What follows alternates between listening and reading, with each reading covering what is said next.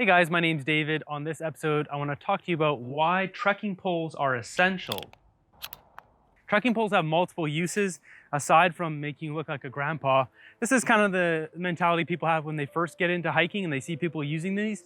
They're kind of like, isn't that what grandpa uses? But actually, no, this is the most powerful tool you have in the woods. It gives you multiple different things you can do while going uphill or downhill. And the main thing is its endurance. So if you're going downhill, it's going to be saving your knees big time. So you're going down, you can catch yourself almost like if you ever had a broken leg or something like that and you had to use crutches. It's the same sort of deal. You can catch and you're removing weight off your feet. Now, when you're going uphill, you're driving a lot of force through your feet, through your legs, where if you're using poles and you push down and really squeeze it in your bicep and push, you save yourself a ton of energy going uphill. So it's like over a long hike or long trek, you could potentially save yourself or extend yourself longer by multiple kilometers, an extra 10 kilometers just by having some trekking poles. So if you're on a big trek that has 10, 20, 30 kilometers every day, over the long haul, you're gonna be saving yourself so much work. Because basically the idea is to spread the amount of effort across your body and not just on your legs. So by getting in your arms, it really saves your legs a lot. In case of me, like I do a lot of chin-ups and all that kind of stuff, so I'm actually stronger or equally strong with my arms than my legs. So the more weight I can put on my arms to lift myself with my arms up, the less I'm taking off my legs. So I mean, the endurance part is great. You also get a stability boost. So if you're going downhill like this, and say there's a rock here, and I step on this rock and I have my poles out, and I start to twist my ankle, I can quickly catch with my poles and go down. So I'm immediately relieving that foot of that twist of the ankle, so I'm not gonna twist it. If you don't have those poles and you step on this and you twist, like you have to like crumple into a position to try to save yourself, which is what you're gonna do, and you might end up tripping and falling. So instead of twisting your ankle out in the middle of nowhere, you let your leg just go limp and catch it with the poles. Once you get used to it, it becomes very easy. So aside from actually twisting your ankle, there's other benefits, like if you're walking through an area that's a little bit precarious, let's go over here. So there's no trail down here and it's a lot more loose stuff. So if you're going down something like this, then you don't necessarily know what's under the ground. Sometimes you step and your foot sinks and all that kind of stuff. These will provide extra stability for you going through something like this. So you don't have to trot so heavily on your feet. You're just clunking down with your feet, but you can kind of test things out and just kind of glide through your environment. Now, to demonstrate my most favorite part of trekking poles, I need something really steep, which is where I'm at now. And I'm gonna test this out with, hopefully I can show you here without falling down.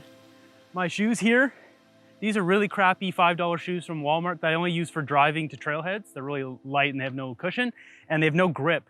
But I'm wearing these to prove a point that if you have trekking poles, you should always wear good shoes, but it's so effective that I can wear crappy shoes.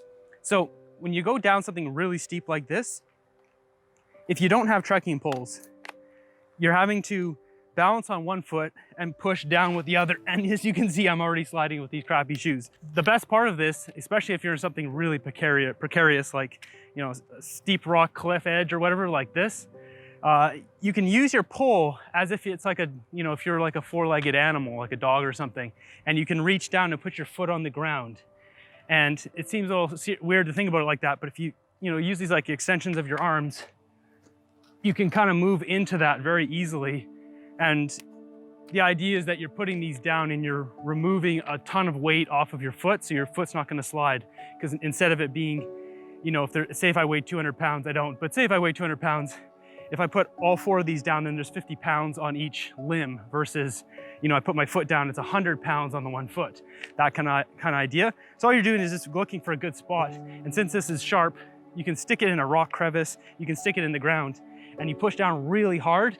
Now if I put my foot down, like it's not gonna slip because like a good chunk of the weight is on this one. So you can just almost like you're like a crab, and you can just kind of noodle your way down, even really crappy stuff like this.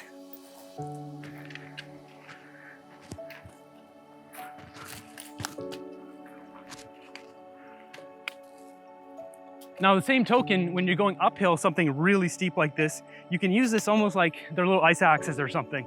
You can get yourself into the ground. You can also hold them lower. you want, if you're starting to slip, and you can find somewhere and then just pump your biceps and get yourself up.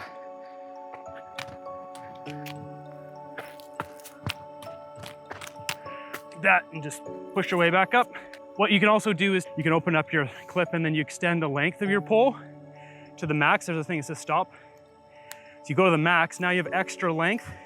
So now you can really reach down. So it gives you that extra reach further down. And if you look at that, you're actually reaching a significant, this is where my foot is, that's my foot height. I can reach a lot lower than my foot. So it just makes it so much easier to descend stuff like this. And while it might not be the most, daring spot to go down here, if you're somewhere where it is really life and death, and you can put this down somewhere and lock it in, whether it's on ice or rock or whatever it is, it really is like a lifesaver. It just gives you the confidence to go across and you're not gonna slip and fall. So hopefully you enjoyed this episode and you get yourself some trekking poles. I think they do sell them at the dollar store too. They're gonna be really crappy, but there's something. I highly recommend you check out, something a little bit better. I like these ones. These are the Trekology ones. I've done a review on these, which I'll link here at the end. They do have a few issues, which I covered in that video, but they're still going strong, even though I've beat the crap out of them. So be sure to subscribe, and until next episode, have a great day.